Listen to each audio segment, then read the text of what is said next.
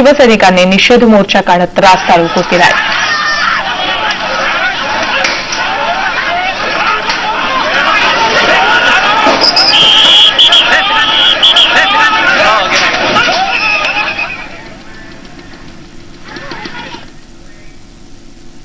शिवसेनेच्या फलकावाने खास करून छत्रपती शिवाजी महाराजांच्या या फोटोवर कुठेतरी विद्रूप करण्याचं काम समाजकंटकाकडून झालेलं आहे। याचा आम्ही सर्वप्रथम निषेध या ठिकाणी करायला जमलो आहे। ज्या कोणी वेळ्या माणसाने हे केलं असेल त्याला पोलीस त्यांच्या पद्धतीने शोध घेतील, परंतु आम्ही सुद्धा आमच्या पद्धतीने हे शोध घेऊन त्याला धडा शिकवल्याशिवाय आम्ही राहणार नाही। निषेध मोर्चा जेव्हा आमचा निघाला, जिल्हाधिकारी कार्यालयाकडे आम्ही जेव्हा येत होतो निवेदन द्यायला, तर रस्त्याने आम्ही चाललो होतो। जामवंतराव असोटे हे त्या मोर्चामध्ये आडवे आले। सुरुवातीला जे आमचे शिवसैनिक आहेत त्यांना ते मारायला लागले आणि हे सर्व जेव्हा आम्ही मागून येत होतो, हे जेव्हा आम्ही त्यांना समजावण्याचा प्रयत्न केला, त्यांना सांगितलं की तुम्ही जुने आहेत, आमच्यासाठी आदरणीय आहेत, तुम्ही असं करू नका, पण ते ऐकायच्या मनस्थितीत नव्हते आणि निश्चितपणे मग त्या ठिकाणी हाणामारी त्यांच्यासोबत त्या ठिकाणी शिवसैनिकांची झाली।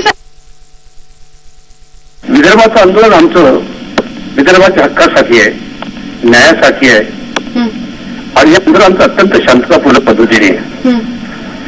काल यवतमाळ शिवसेनेची बैठक झाली, त्या बैठकीला मुंबईचे गजानन कीर्तीकर आले।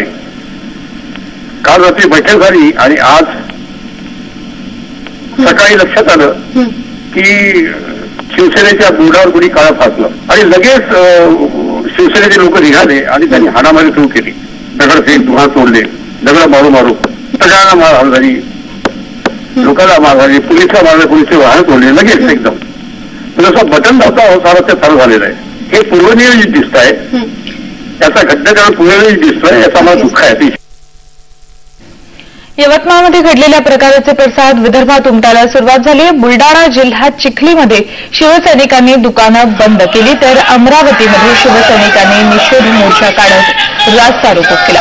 वाशिममध्ये सुद्धा शिवसैनिकांनी बंद पुकारला। यावेळी बंदला विरोध करणाऱ्या एका व्यापाऱ्याला मारहाणही करण्यात आली आहे। अकोल्यात सुद्धा वातावरण तणावपूर्ण आहे, तर भंडाऱ्यात शिवसैनिकांनी राष्ट्रीय महामार्गावर रास्ता रोको केलाय।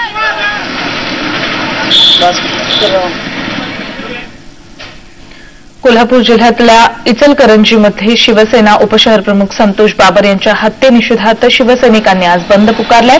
या बंदला 70% प्रतिसाद मिळतोय। बंद दरम्यान संतप्त शिवसैनिकांनी 3 एसटी बसचीही तोडफोड केली आहे, त्यामुळे एसटी वाहतूक पूर्णपणे बंद करण्यात आली आहे। मात्र या सगळ्या गोंधळामुळे प्रवाशांचा खोळंबा झालाय। अनेक बाहेरगावी जाणारे प्रवासी शहरातच अडकून पडले। पुढचा 1 ते 1.5 तास तरी वातावरण तणावपूर्ण राहण्याची शक्यता आहे। या प्रकरणातले संशयित आरोपी सुदर्शन बाबर, संजय देशमाने, प्रवीण रावल, राजू पाटील घटनेनंतर फरार झाले, त्यांचा शोध सुरू आहे।